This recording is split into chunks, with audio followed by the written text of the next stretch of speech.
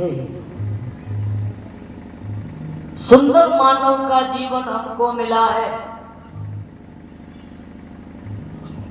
इस मानव जीवन की बड़ी महिमा गाई है देवताओं ने भी।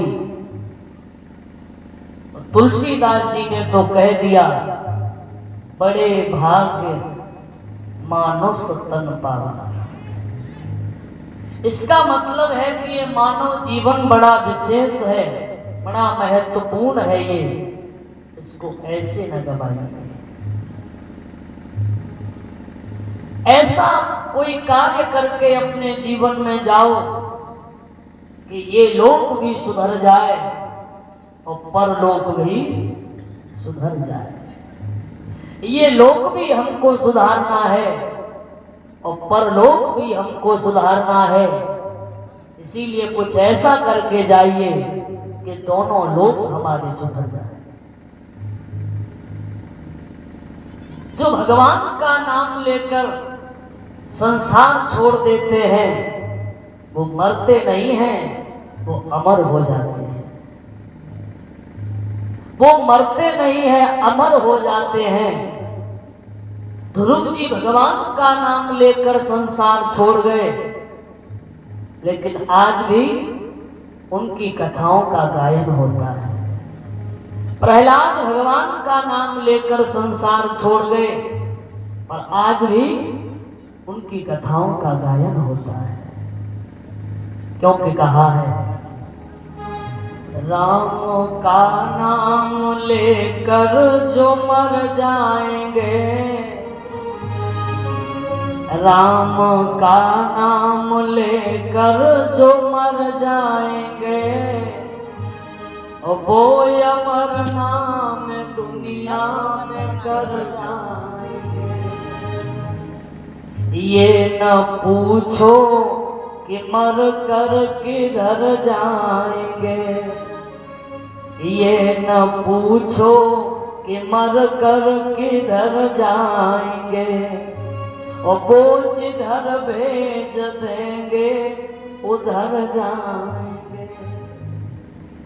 टूट जाए न माला हरि नाम की, और कीमती है ये मोती बिखर जाएंगे। राम जी राम जी राम जी राम जी, आज दुनिया है प्यासी तेरे नाम। इस जीवन के संघर्ष में या तो भगवान का दर्शन कर लो, या तो माधव के किनारे तक जाइए, और या फिर माया के किनारे तक जाइए। काम एक ही हो पाएगा, दोनों नहीं मिल पाएगा। माधव को पाना चाहोगे तो माया भूलनी पड़ेगी, और माया को पाना चाहोगे तो माधव से बहुत दूर निकल जाओगे। जब मैं था तब हर नहीं, और अब हर है मैं। दोनों चीज एक जगह पर कभी नहीं रह सकती है। या तो माया रहेगी या फिर माधव रहेगा। एक राजा था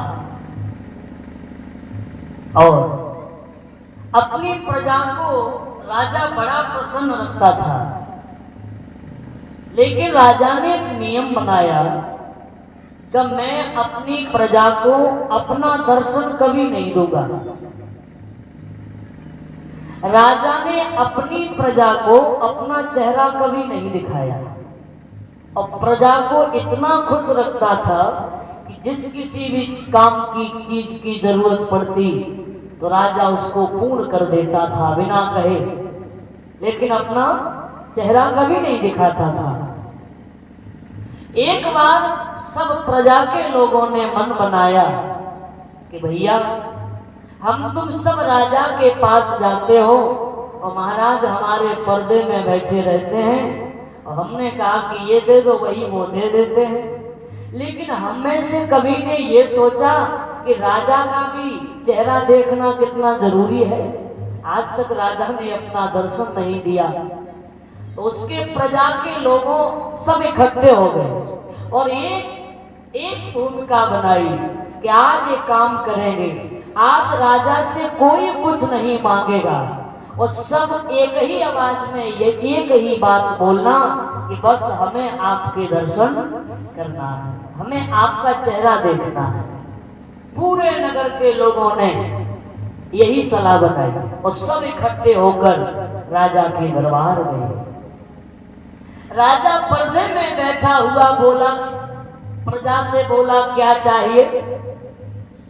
प्रजा के लोगों ने हाथ जोड़ के कहा महाराज अब तो हमें कुछ नहीं चाहिए, पर कृपा अगर तुम्हारी हो जाए तो अपना चेहरा हम सभी को दिखा दो। आज हम सब आपको देखने के लिए आए हैं, इसीलिए हम सब आपको देखना चाहते हैं।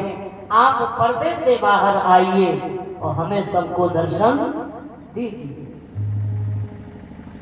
राजा बोले आप हमें देखना चाहते हो? हाँ। तो राजा ने कहा आज नहीं, कल मैं आप सभी को दर्शन दूंगा और हमारे राज्य के बगल में जो खाली जगह पड़ी हुई है और उसी जगह में आप सब लोग आना कल।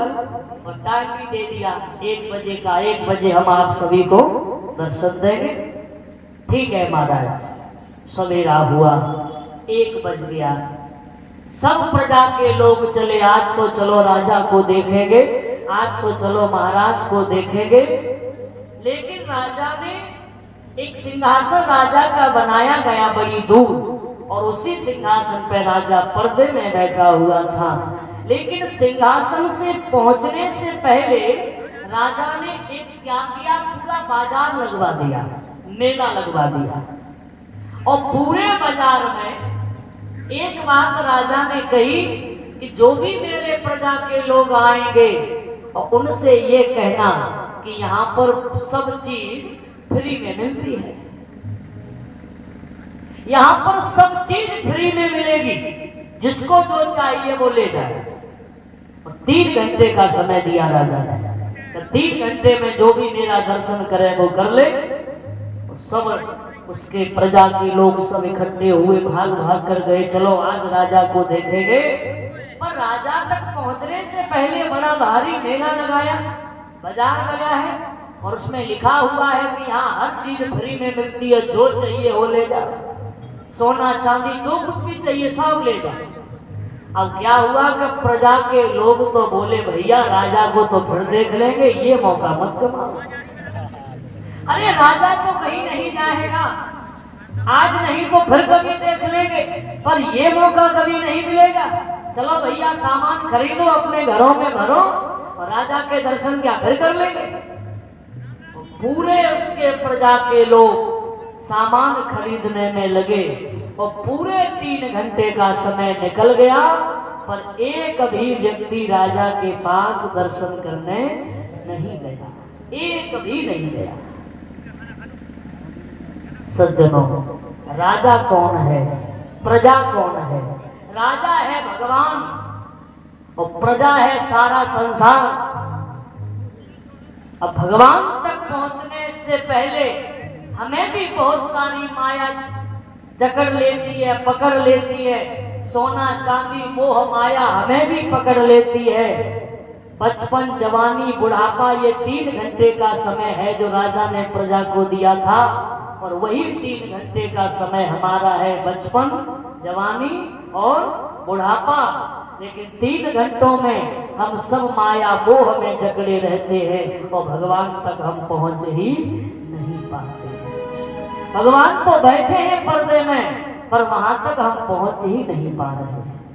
यही हमारा लक्ष्य, यही हमारी आदत हो गई है कि हम भगवान तक पहुंच ही नहीं पा रहे हैं। कुछ ना कुछ हमारे जीवन में झंझट लगे ही रहते हैं। 3 बार भोजन भजन 1 बार, 3 बार भोजन भजन 1 बार, उसमें भी आते हैं झंझट 1000। 3 बार भोजन कर लिए, 1 बार भजन का समय आया तो उसमें भी तमाम झंझट आ जाते हैं। ये करना है, वो करना है, तमाम मोह माया जकड़ लेती है। इसलिए मोह माया से छुटकारा पाना है तो अपने सुंदर जीवन को भगवान के रास्ते पर ले जाना पड़ेगा, तभी सद्गति प्राप्त होगी, तभी हमें मुक्ति प्राप्त होगी। इसलिए काम सब करिए और साथ ही साथ भगवान को भी याद करते रहो। बोल गोविंद भगवान की। इस तरह से प्यारे भक्तों, कल के पावन समय में हम सभी ने दिव्य भगवान का प्रसंग सुना, जिसमें हम सभी ने राजा हरिश्चंद्र के बारे में सुना और हरिश्चंद्र महाराज ने वो कर दिखाया